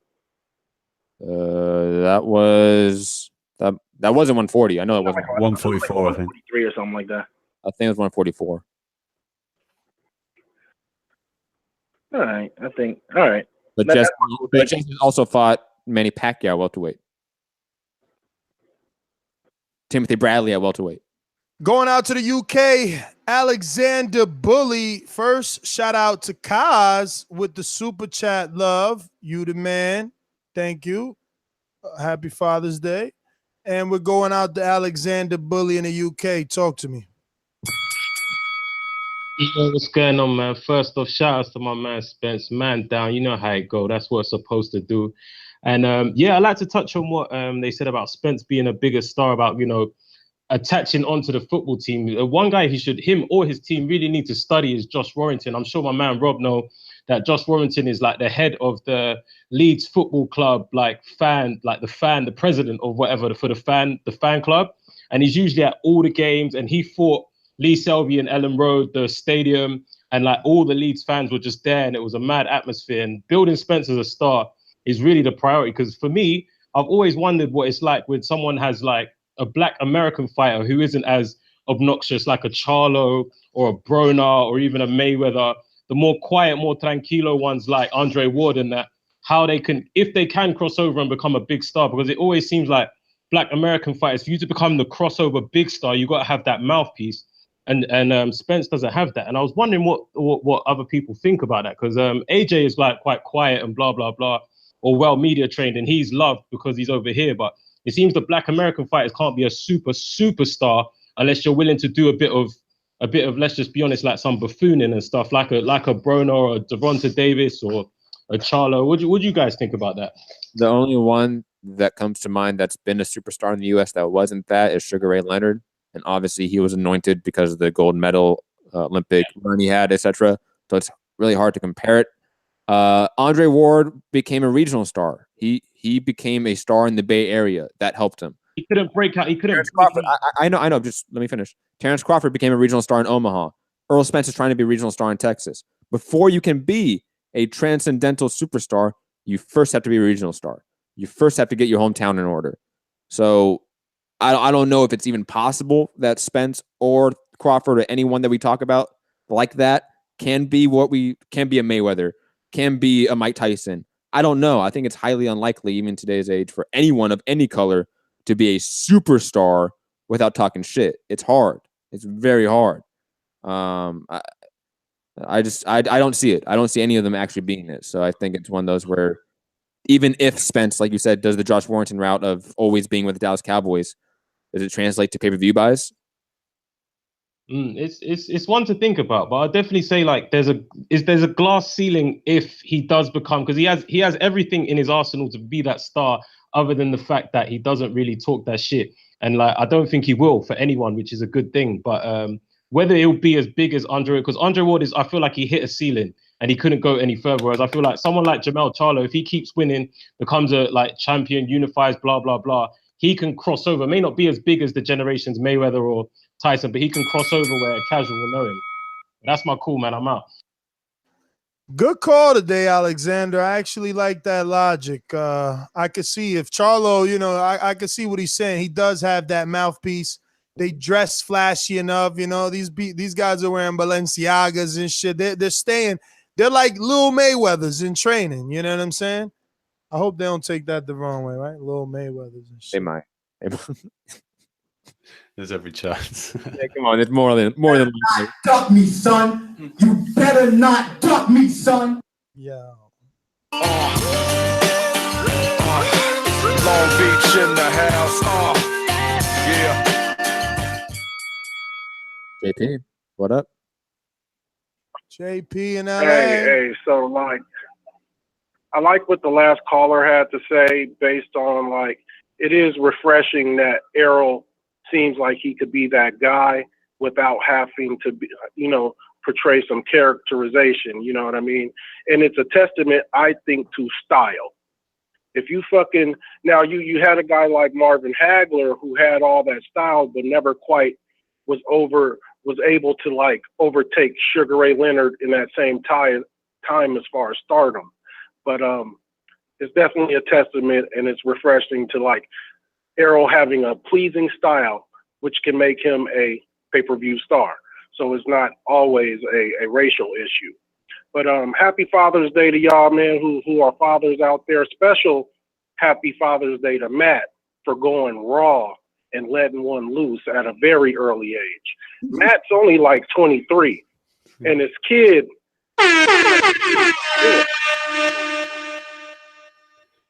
Yeah, so a special shout to Matt for being a young father, and that take a certain amount of guts. Yo, he said he wanted to go clubbing with his son, man. Yo, I can't wait. Yo, I'll be 38 when my kid. Matt only like. Yes, JP. Yeah, man. But the Spence fight, man. First of all, the backdrop, that shit looked like some shit off of Fight Night too. The backdrop for that fight was terrible. I don't know what it was about it, but the backdrop was just fucking terrible. And they say like the energy was in the building, the cats calling in who say they were there. It didn't translate to TV, in my opinion. I don't know about you guys, but in my opinion, like it felt like the arena was too big. That's a giant ass retractable roof up in there. And you couldn't feel the energy like if it were at Barclay where you have a more intimate room. So I don't know, man. We'll see how that goes going forward. Shout out to Jerry Jones for being scotched the fuck out on TV. Just being old and rich and white like fucking.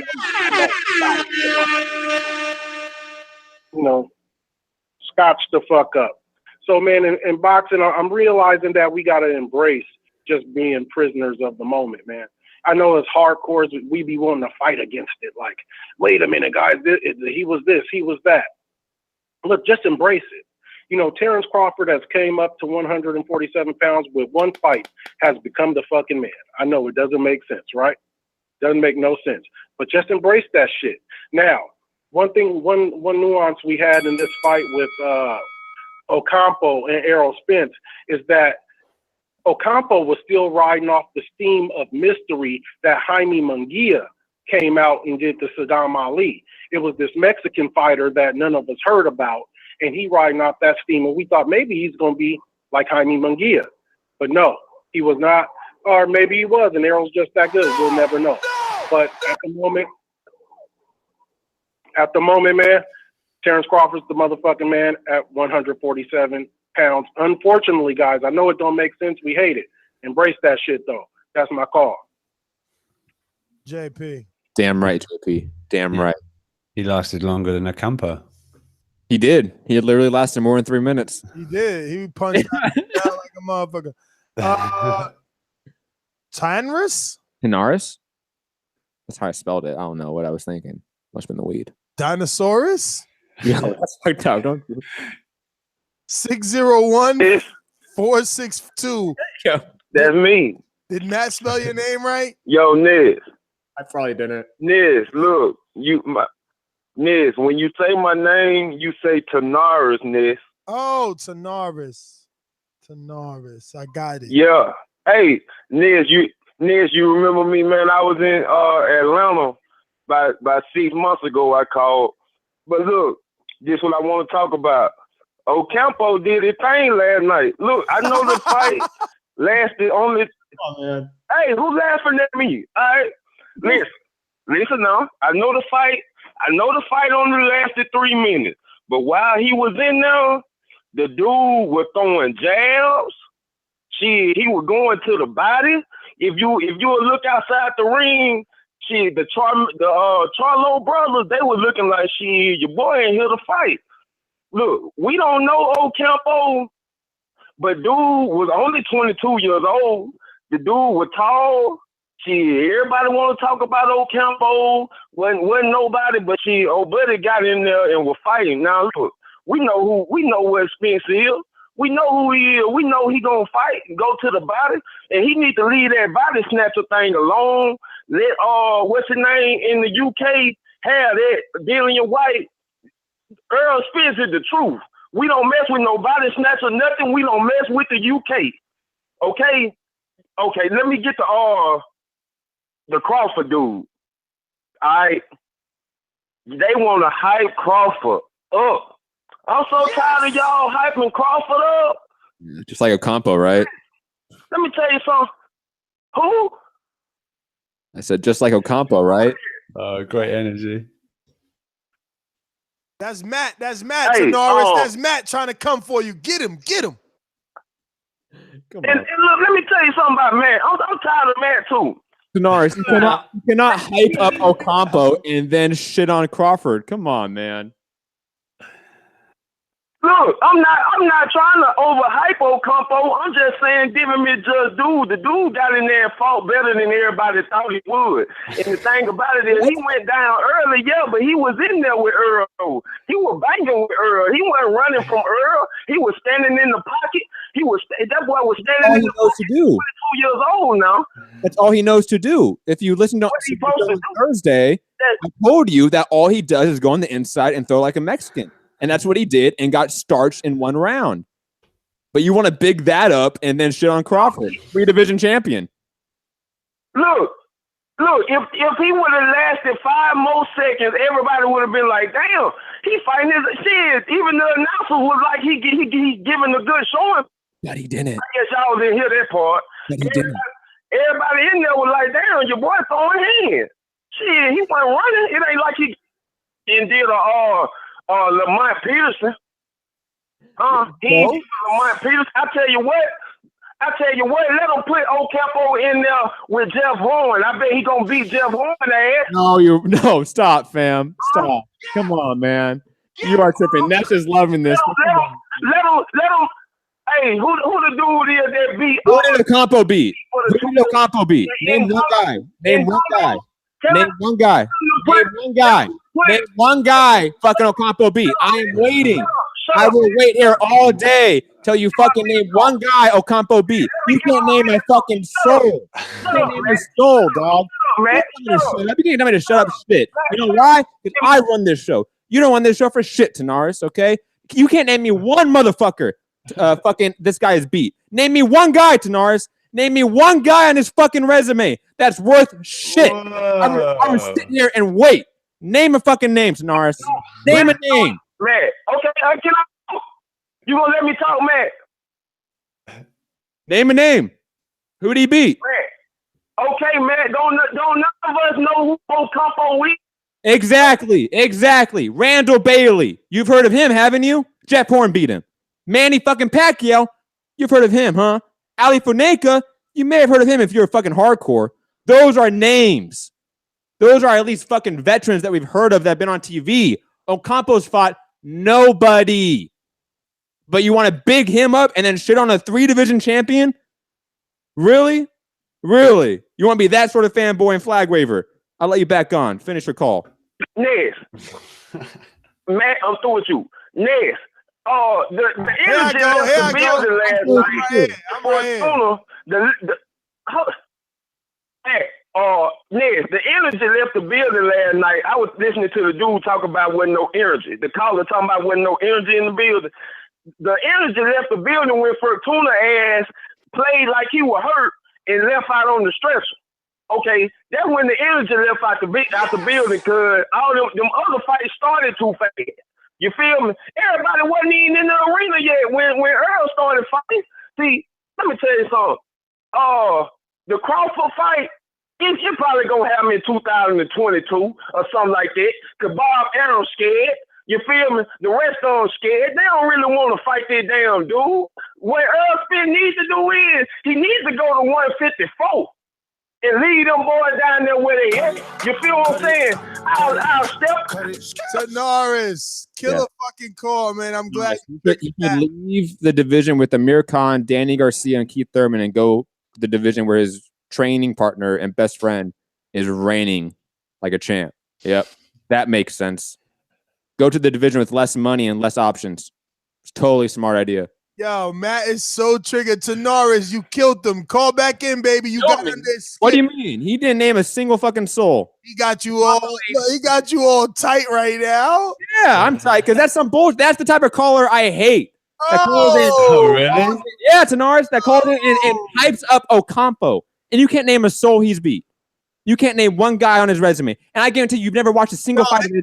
Joshua said he's caller of the year. He said caller of the fucking year. And he's probably another idiot. Josh was probably another idiot like Tanaris. Oh, Come on. Come on. Yo, there are fans out there that are just stupid. Yo, you just mad you got handed that work. I didn't get handed any work. That was some easy work right there. I can do that any day. That was a 10-8 round right there. You got knocked down. I gave it a 10-8 round. Yo, first of all, let me say, I don't pay Showtime to see you all there not even putting a goddamn motherfucking effort. If I want to see two motherfuckers just play, I pick up a fight with somebody in the street. Don't need that shit. You don't love that sport, my dude? Just move along.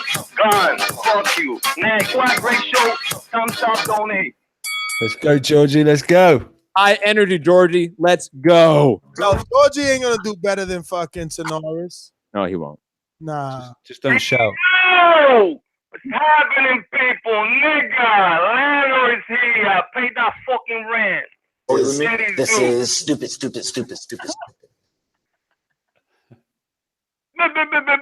Listen. Chef fucking fights. 2 guys in the fucking same night. And we got the him on Dick riding fucking parade on. Ain't nobody mad. Fortuna take a dive. Second fight, they got Bambi legs there. Fighting some bullshit belt. Leave the fuck on now, Heyman. Beautiful. Amazing. Fucking nigga disgusting, B. Nothing fucking good going on boxing. We gotta wait for the DHG, the fucking Triple G shit. Because everything else is just garbage. How the fuck Ocampo How the fuck Ocampo is number 1 in the IBF? You gonna tell me that the IBF said this motherfucker is number 1 in the goddamn world? Huh? Number 1 in the fucking world. Jesus fucking Christ. Let me sign with Al Hamer and get that easy fucking paycheck. Can I sign in? Can you niggas sign in and get that easy fucking work?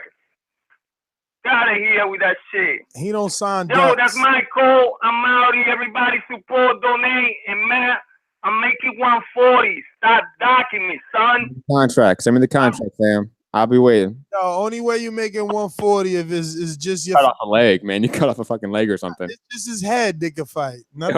I'll promote Georgie. That's like a Shannon Briggs right there. That's just someone easy. Headless Georgie, man. 210 996. You got the radio playing. Turn us down, baby. 210 996. Nah, Snap, what up? Tigre, right? Who?